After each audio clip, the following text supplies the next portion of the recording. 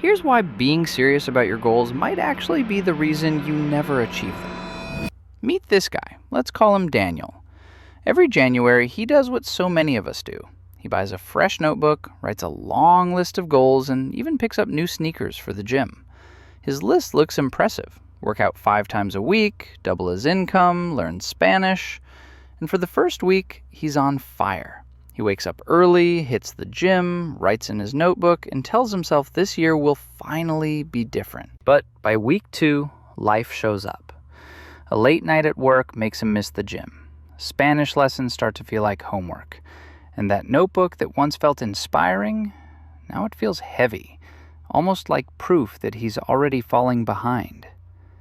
By February, the sneakers are in the corner, the notebook is collecting dust, and Daniel feels like a failure. Now here's the point.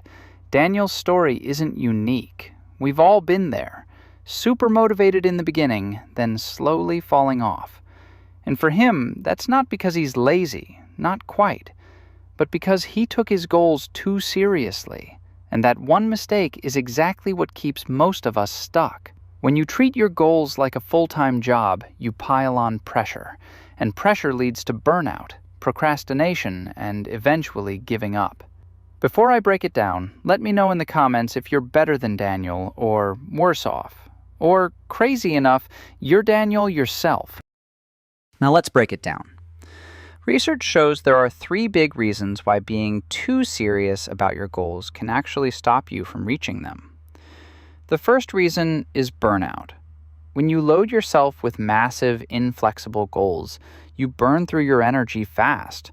Psychologists call this the conservation of resources, the idea that stress builds when you spend energy but don't refill it. That's what happens in January. You push too hard, too fast, and instead of building momentum, you run out of gas. The problem isn't that you're unmotivated, it's that you're overcommitted. The second reason is overwhelm. This is what researchers call goal overload. You set too many goals at once: gym, diet, business, finances, habits, and your brain has no idea what to focus on. When everything feels urgent, you end up freezing. You scroll, you procrastinate, you quit. The seriousness you thought would push you forward ends up paralyzing you. The third reason is emotional fallout. Goal-setting theory proves that clear, challenging goals improve performance. But here's the catch. When you set the bar too high and miss, the emotional crash is huge. You feel like you've failed completely, and instead of adjusting, you abandon the goal altogether.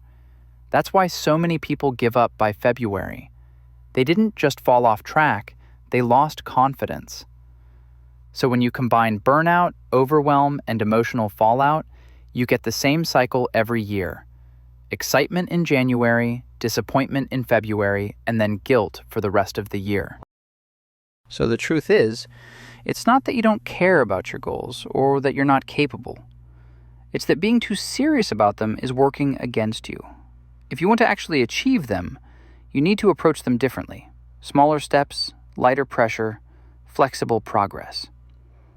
Because progress always beats perfection. And if you want to know how I helped Daniel achieve his goals in just a few weeks, check out my video on 5 easy steps to achieve any goal before 2026. It's the exact system I use to avoid this trap and finally stick with my goals. Subscribe if you want more simple, no-fluff strategies to crush your goals and build momentum this year.